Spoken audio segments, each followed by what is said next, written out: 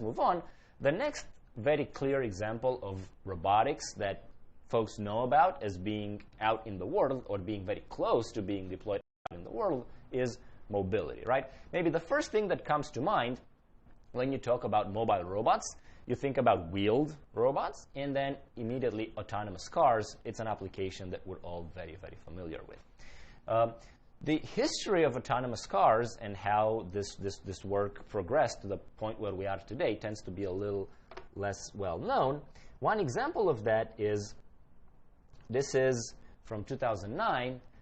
DARPA organized what was called the Urban Challenge, where autonomous car robots had to navigate an urban-like environment, a mock urban-like environment that had been set up specifically for the purposes of this challenge.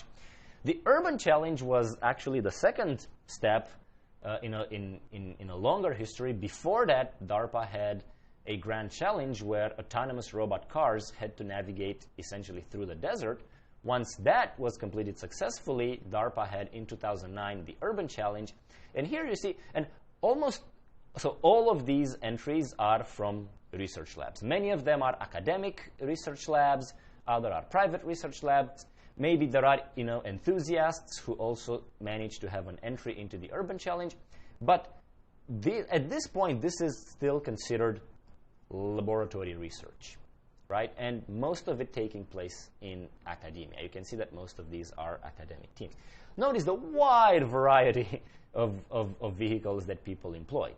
And there are many reasons for that. One thing that I'd like you to, the sensing devices installed. Look at this. Look at this example, for example. Just the number of sensors, how big they are, how impressive they are. Also, a lot of computing power was being used. Another reason why some of the teams chose big, powerful vehicles, they needed to be able to transport all the computing power and all the sensing that was needed.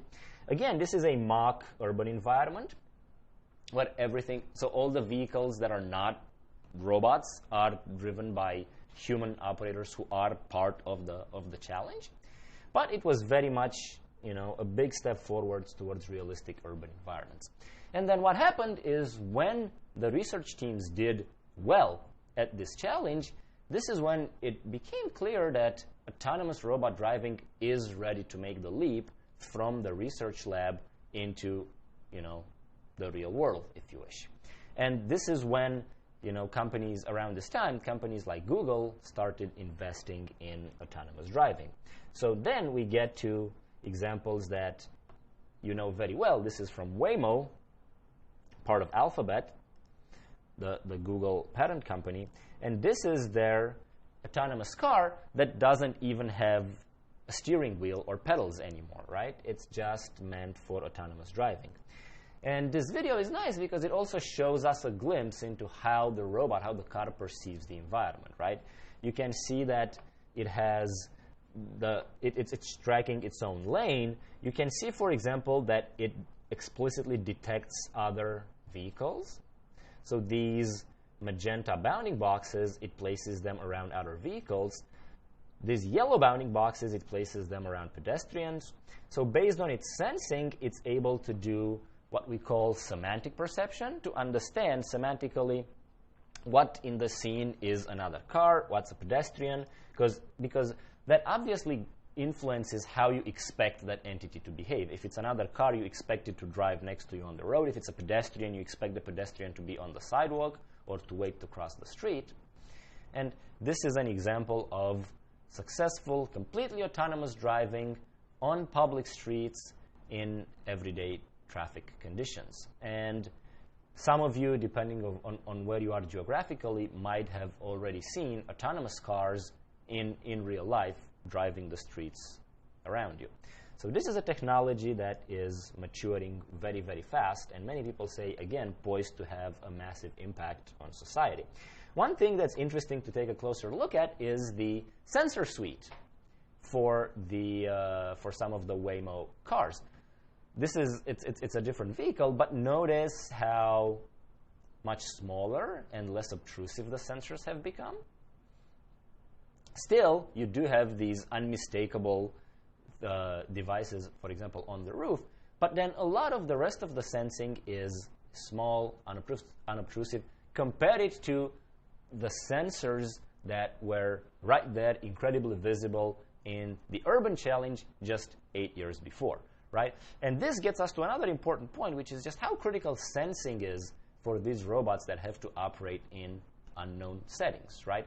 Because if you think in contrast to robotic manipulators, right, where we've already talked about how important it is to be able to react to new situations, where it's a big difference between being pre-programmed exactly with the trajectory you have to execute versus being able to decide at runtime which trajectory to execute based on the conditions around you. A car that's operating on a public road, by definition, has to be able to react appropriately to the conditions around it. It's not possible to pre-program it in advance with exactly the trajectory that it will execute. Hence, we start to see how sensors all of a sudden come into the picture. From big, unmistakable sensors a few years ago, getting smaller, but still very present and very necessary. So this is autonomous cars on public roads. And if you ask folks about autonomous robot navigation, this probably is going to be the first example that they cite. But there are wheeled robots that are getting into more and more domains every single day. And maybe so far you haven't really seen one, but at this rate, we all will very, very soon, right? So think about, for example, one domain where mobile robots are having an impact is in logistics. This is from a company called Kiva, which is now part of Amazon. It's Amazon Robotics. So this is an automated warehouse where many of the goods are being transported around by these orange robots. So an orange robot like that will get under a shelf containing many, many goods and will start driving it around. And this is used primarily in e-commerce. So for example, when you go to Amazon and you make an order, what happens? The item that you've ordered is in a warehouse, sitting in a shelf, and then somehow that item needs to get from the shelf that it's sitting in into the box that's going to be shipped to you. And the way the Kiva robots are doing it is one of the robots will go and pick up a shelf and then will navigate around. Notice these stripes on the floor. These are markers that help the robots navigate the warehouse. And then these robots will obviously coordinate between themselves so that you avoid collisions.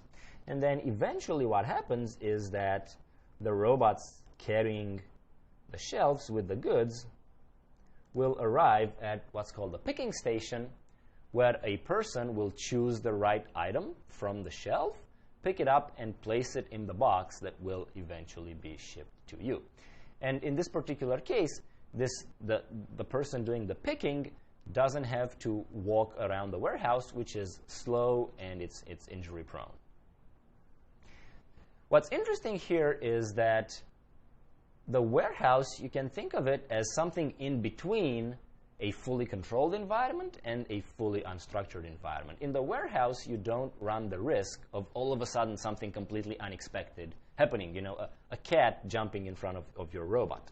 But still, the environment is more chaotic than, a factory floor where you have a single robot on a rail, right? So here, there are no physical rails. The robots could choose different paths through the warehouse depending on exactly which item they are delivering and where they are delivering it to.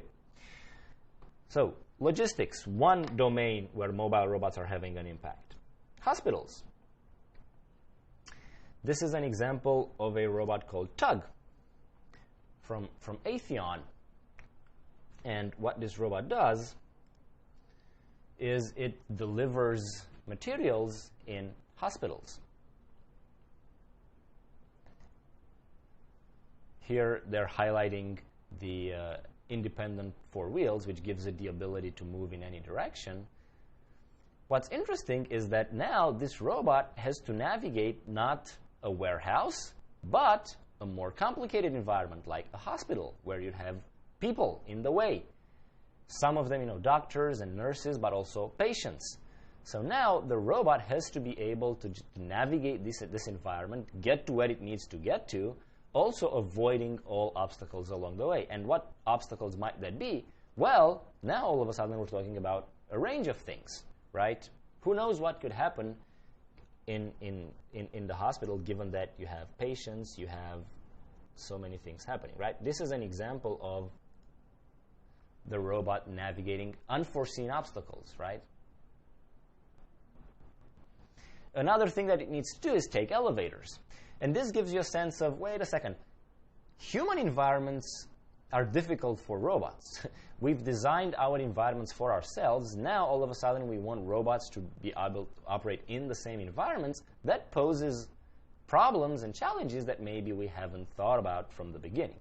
And from an application perspective, what's nice about this robot is that it really simplifies the logistics, the materials handling part of healthcare. Traditionally, if you without a robot like this, what you'd have in many cases is highly qualified medical personnel going and getting items. For example, a nurse that needs a specific item from storage will have to spend precious time going and getting that item. We do not want somebody who is a highly qualified, a skilled, trained medical professional to spend their time acting as a gopher. So this is where a robot comes into place and really allows skilled personnel to focus on what they do best and maybe, for example, interacting with the patient. We'd rather have those people be with the patients more while we automate the task of delivering materials to them. Hospitals, right?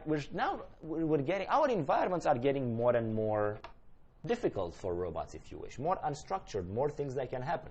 Hotels. Here's an example of a delivery robot.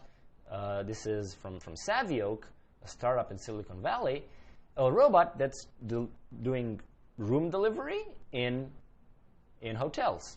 And again, it's navigating autonomously through the hotel. It can be loaded with whatever item the person has requested in the room.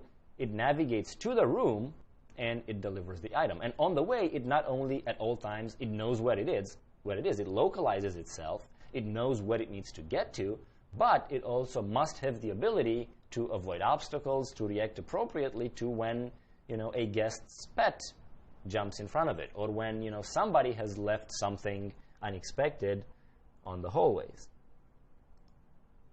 So the robot is being loaded, and then it navigates autonomously to the room. It also takes elevators. It has to, right? Because this is how you get to how you get around in hotels. And then it finally makes the delivery.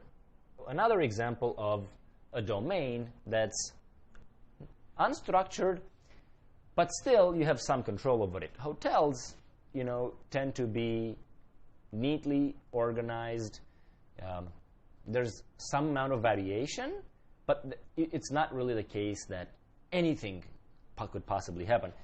That is, though, the case in what is perhaps the most difficult environment of all for robots, in my opinion, the home.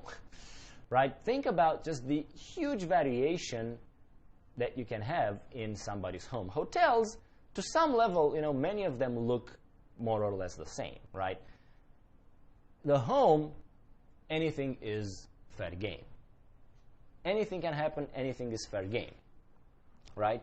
So the home is a very difficult domain for autonomous robots, which is why you don't see manipulators, you don't see mobile robots in the home yet, but even that is changing. So here's an example of a robot from another startup, another Silicon Valley startup called Mayfield Robotics, and this is the Curry. The Curry navigates around the home and interacts with people.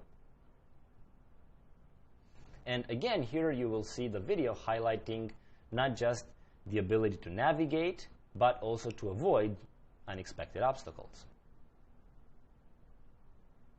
And also here, the ability to directly interact with people, which is another very important characteristic that we want for our new robots.